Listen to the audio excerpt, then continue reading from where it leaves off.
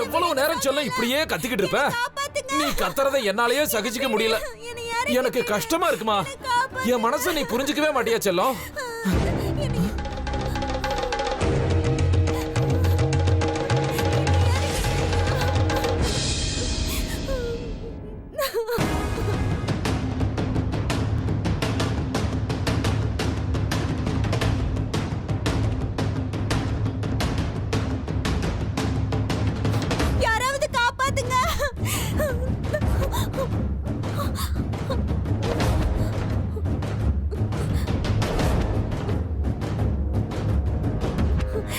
வித்யா,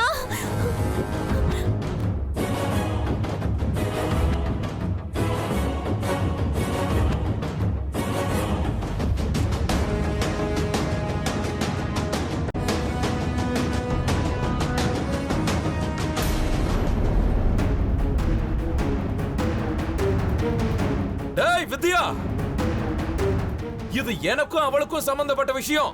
இதுல நீ தலையிடாம போயிரு. அதுவும் இல்லாம அவ ஒண்ணு உங்க வீட்டு பொண்ணு இல்ல, நான் கல்யாணம் பண்ணிக்க போற பொண்ணு. அவளை என்கிட்ட அனுப்பிவிடா. உன்ன மாதிரி ஒரு கேவலமான பொறுக்கியோ புறம்போக்கோ தான் அன்னைக்கு எங்க அக்கா சுந்தரி இதே மாதிரி தூக்கிட்டு போய் சாகடிச்சிருக்காங்க. அன்னைக்கு எங்க அக்காவை என்னால காப்பாத்திக்க முடியல. ஆனா அன்னைக்கு நடந்த தப்பு மறுபடியும் நடக்க நான் விட மாட்டேன் சித்தப்பா.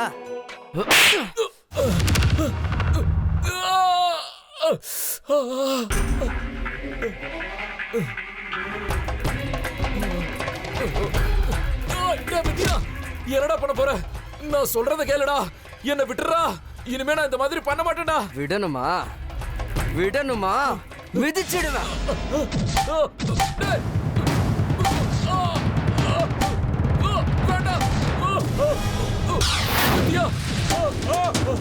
விட்டுறா. வலிக்குதுடா. வேண்டாடா.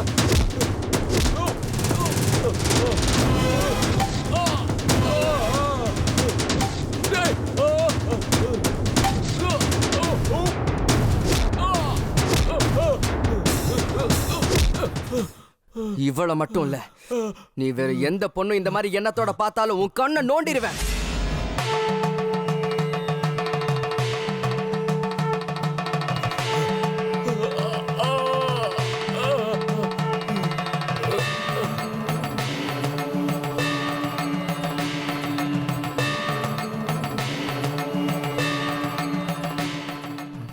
வாக்கா போலாம்.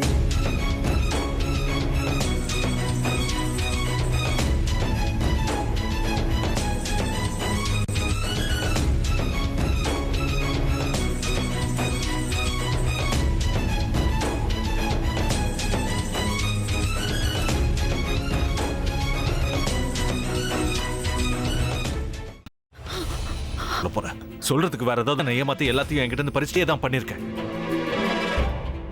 ஏன் இப்படி பண்ண? யார் மேலேயாவது உயிரியே வச்சிருக்கேண்டியாதா? உனக்கு இதுக்காக நம்ம உறவை கூட மறந்துடுவீங்க. என்ன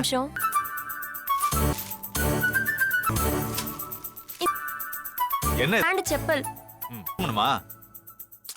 இங்க பாத்தீங்களா? நமக்கு தான் நீங்க டெய்லி எந்திரிக்கணும். இருக்கு முத்து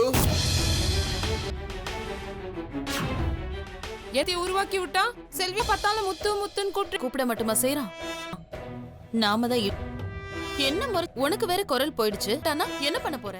விருப்பப்படியே மருமகளா வாழ போற. என்னுடைய ஸ்தானம் அவன்